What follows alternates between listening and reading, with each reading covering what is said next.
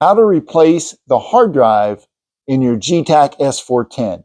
Well, the hard drive is located on this side of the laptop. We're going to flip it around. The locking latch is here. Slide that forward and pull the hard drive out like so. Then you come here, remove this screw and this screw. Once you have the screws removed, you take this cover off by lifting there and pulling towards the rear to get below the lip. Hard drive comes out.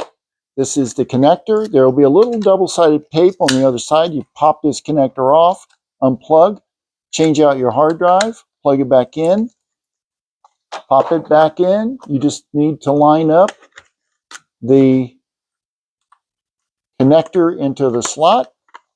Once you have it in, you just replace your cover and you're good to go.